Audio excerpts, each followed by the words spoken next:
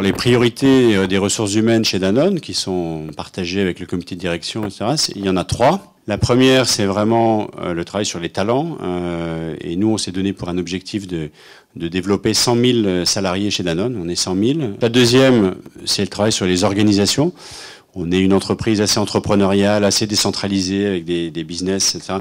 Et on se rendait compte que très souvent, en fait, on n'avait pas une colonne vertébrale dans le groupe Danone qui nous permettait d'être suffisamment fort dans les différents pays. Donc on a créé un projet d'organisation qui s'appelle One Danone, qui est vraiment là pour nous donner une colonne vertébrale d'organisation plus forte.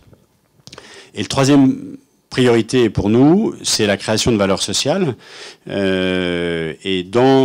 qui est vraiment historique chez Danone, le double projet économique et social, dans lequel on a décidé de mettre une priorité forte sur la notion de bien-être au travail. Dans le bien-être au travail, on l'aborde sous trois niveaux. La relation du salarié avec, en anglais, on appelle ça My Healthy Job, Healthy Management et Healthy Enterprise.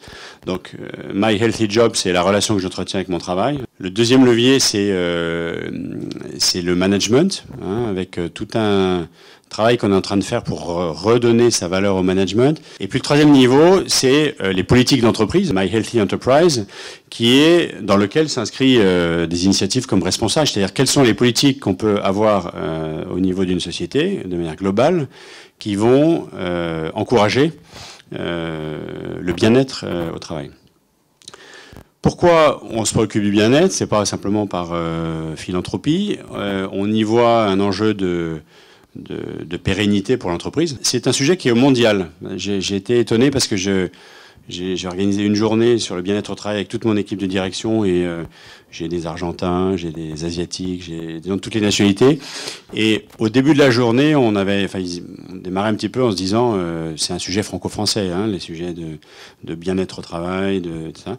Et en fait, pas du tout. De manière différente, mais pour des Brésiliens, pour des Russes et même pour des jeunes Chinois, ce sujet est un sujet montant. Chez Danone, on s'est rendu compte qu'un salarié sur 6, donc c'est quand même beaucoup, est un salarié aidant. 1 sur 6, donc c'est beaucoup. Quand un salarié est dans cette situation, ça crée une situation de préoccupation, de stress importante. On a été dans les premiers à vous rejoindre et à co-investir avec Bayard pour aider la création de Responsage parce que ça nous paraissait vraiment important. On a commencé par le siège et ça s'est déployé progressivement et c'est bien monté en puissance. Aujourd'hui, pour vous donner des chiffres, sur 800 personnes, on a à peu près un peu plus de 5%, entre 5 et 6% de taux de pénétration, donc de salariés qui ont eu recours à vos services. Sur ces 5%, il y a 100% de taux de satisfaction. Nous remontent trois types de fruits.